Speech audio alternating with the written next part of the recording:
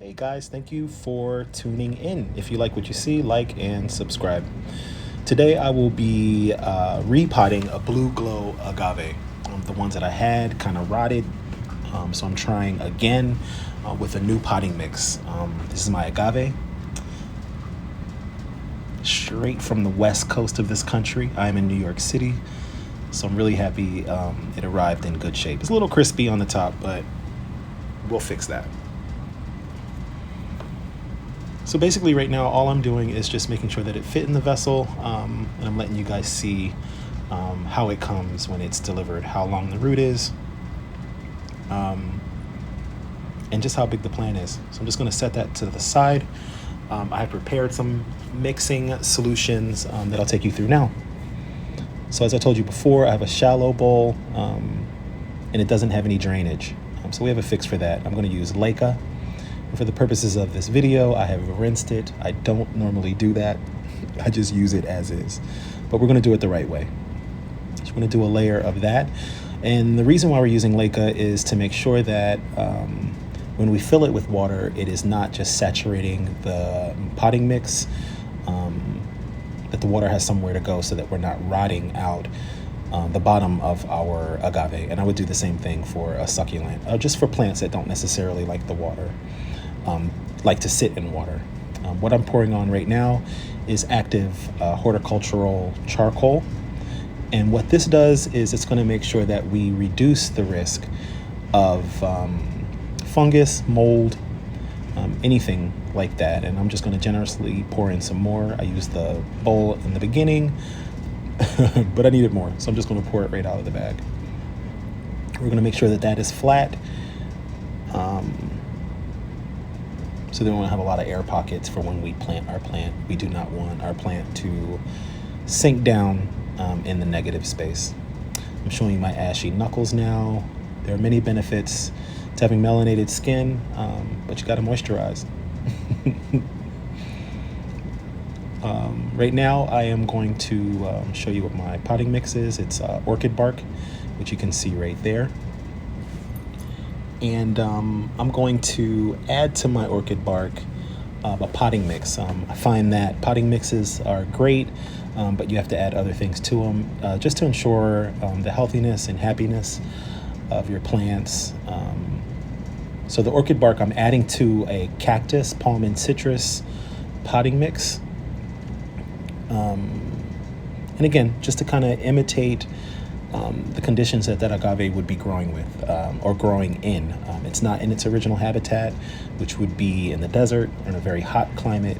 We're in New York, and right now it is about 35 degrees. So I want to mimic its natural environment as much as possible. These are indoor plants, or they're going to be indoor plants. So the temperature is not necessarily an issue. I'm going to put on some gloves right now so you don't have to look at my ashy knuckles. And also because I like to play in the dirt. But I don't like pulling it out of my fingernails. Put some gloves on, and I'm going to mix this by hand. Like there's another way to mix it. I'm going to put it in my KitchenAid. No, I'm going to mix it by hand. Make sure that's all good and consistent and even.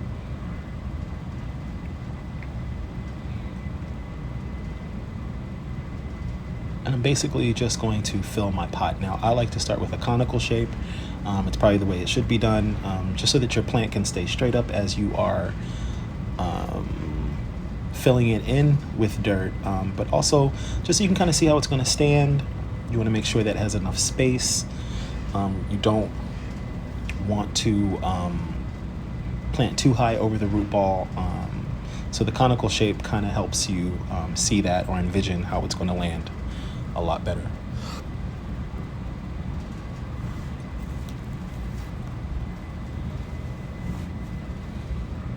Just going to get the rest of that out of my container, which is really my second vessel. I'm going to bring my agave over. Again, this agave has traveled a very long way. So we're just going to touch and love on our plant, make sure that the roots are all facing down. Again, this may seem like common sense, but common sense? What is it? Common sense is not common. So I'm just gonna make sure that all my roots are down, just running my fingers through them quite gently. We don't want to break those roots. and again, a conical shape. Just make sure that, my agave can stand up straight, and it's easier to backfill. It also allows you to see where it sits in your vessel, because you don't want it all the way to the left. You kind of just want it in the center, unless that's what you're going for. And I love that my agave is hiding what I'm using, because I am not a monetized channel, and I'm not getting any kickbacks from these companies. Luckily for me, I did not mix enough in the beginning, but it's pretty easy to mix on the fly. So I'm going to make some more, and I'm just going to fill that in by hand. You're going to see me try to be cute. I'm going to pick up that bowl and very quickly decide that my hands are better.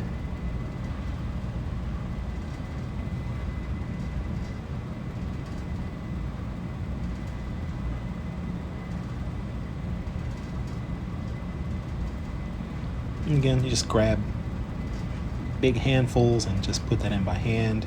You can wipe down the sides later. I do like to work pretty messy, but a clean environment is always the best to work in. It's easier to clean up. Like my mother always said, if you clean as you go, it's easier for you in the end. And of course, I don't listen, so I like to make the biggest mess I possibly can.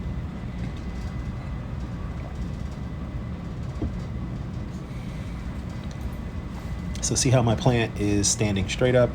I didn't have to fight with it to stand up. It wasn't trying to fall to the sides, and that's basically because of the way I prepared the vessel before I added my agave.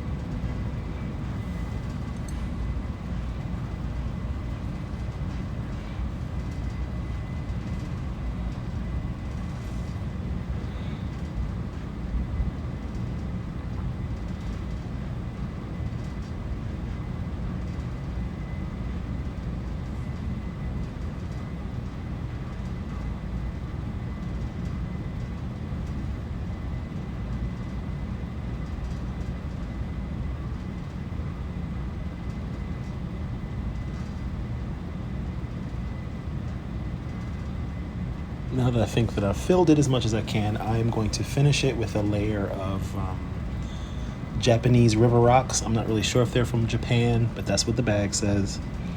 And this is a good way to just finish off your piece, so I'm not looking at orchid bark and potting mix. Again, these are for display.